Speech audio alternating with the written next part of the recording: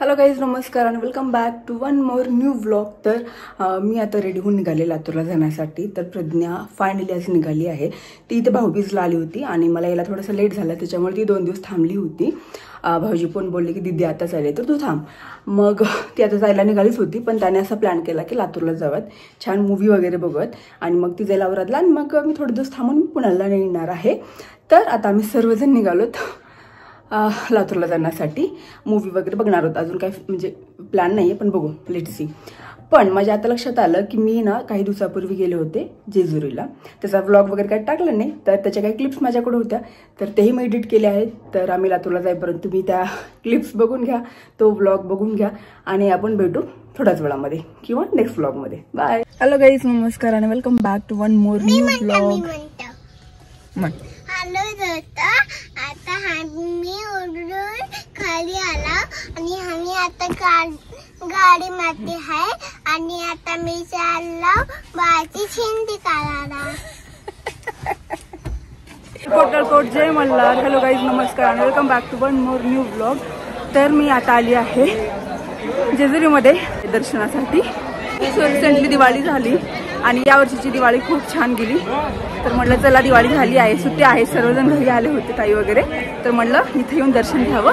तर चला तुम्ही पण. पिल्लू पण आमच्या सोबत आहे. हाय कर पिल्लू. काय झालं सोनाला? तर पिल्लू ना इथंपर्यंत एक एक पायरी त्यानं स्वतः चढली. आम्ही म्हणजे बिलकुल त्याला कोणी मदत नाही केली, त्यानं स्वतःची पायरी चढली. इथं बघ. तर आम्ही निघाल्यानंतर ना अचानक माझ्या लक्षात आलं की हे जे इराणी कॅफे ना, तिथं मी काही वर्षापूर्वी चहा आणि बनमस्का प्यायचे. इराणी चहा आणि बनमस्का, कारण की ते माझं एक ऑफिस होतं जिथं मी काम करायचे. आणि मग मला जेव्हा पण कधी वाटलं ना, मी तिथे जायची आणि मस्त इराणी चहा आणि बनमस्का प्यायचे. तर ते बघितल्यानंतर मला आठवलं हे म्हणजे खूप जुनी गोष्ट आहे ॲक्च्युली. आणि त्याच्यानंतर थोडंसं आम्ही एका शॉपमध्ये गेलो होतो, थोडंसं काहीतरी खरेदी करायचं होतं. आणि तिथं पिल्लू बघ, तिथं पिल्लू ना हा या स्टॅच्यूसोबत खेळत बसला होता. आणि त्याच्यानंतर सरळ आम्ही निघालो जेजुरीला जाण्यासाठी. आणि ऑलमोस्ट आम्ही पोहोचलो होतो. इथून हा जेजुरीचा गड दिसतच होता. तर मग आम्ही, माहितीच आहे इथे एंट्री फीस वगैरे असते, तर ते सर्व करून आम्ही पुढे निघालो.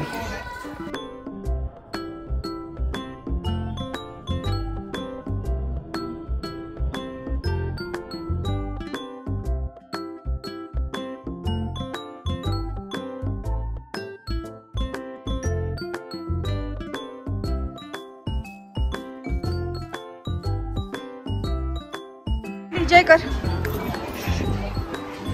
हा चल वरती चल. चला.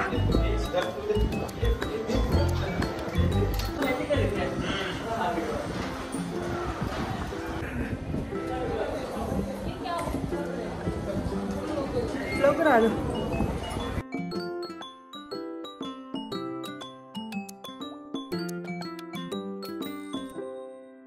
आणि चलो फायनली आम्ही वरती आलो होतो. आम्ही दुसऱ्याच कुठल्या तरी रस्त्याने आलो. आय थिंक इथे बरेच सारे रस्ते आहेत. तर एका रस्त्याने आम्ही खूप लवकर पोहोचून गेलो. वरती आल्यानंतर इथं माहीतच आहे तुम्हाला, इथं ना म्हणजे तेल वगैरे घेऊन आम्ही ते वाहिलं आणि मग आम्ही लाईनमध्ये लागलो. लाईन खूप मोठी होती. आम्हाला असं वाटलं की आता दिवाळीच्या सुट्ट्या वगैरे चाललं तर इतकं कोणी म्हणजे इतकी गर्दी नसेल, पण तुम्ही बघू शकता खूप जास्त गर्दी होती. तर मग आम्ही लाईनमध्ये लागलो. मला वाटतं 1-1.5 तास तरी आम्हाला लाईनमध्ये थांबावं लागलं. पण आम्ही लाईनमध्ये थांबून छान दर्शन घेतलं. पण नेमकं झालं असं की तिथं गेल्यानंतर ती हळद वगैरे वातावरणामध्ये असते, हवेमध्ये असते, ती गेली पिल्लूच्या डोळ्यामध्ये. आणि जो पिल्लूला त्रास सुरू होऊन गेला, तर मग त्यांना डोळे उघडलेच नाहीत. म्हणजे तिथं आम्ही जितका वेळ होतो पिल्लूचे डोळे बंद होते. मग पिल्लूनं गॉगल पण घातला, त्याच्यावरती रुमाल पण त्यानं टाकलं होतं.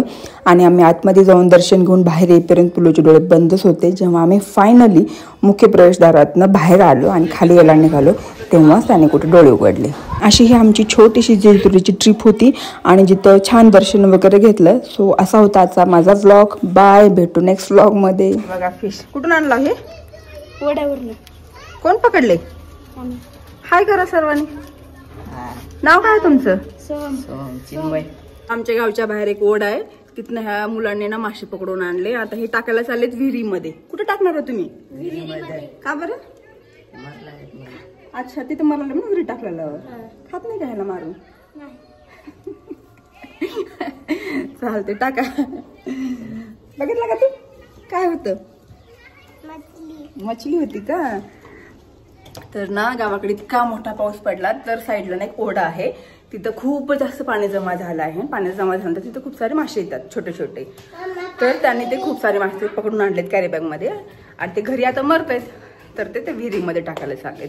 तर ते पिल्लूला दाखवायला आले होते, तुम्हाला दाखवले.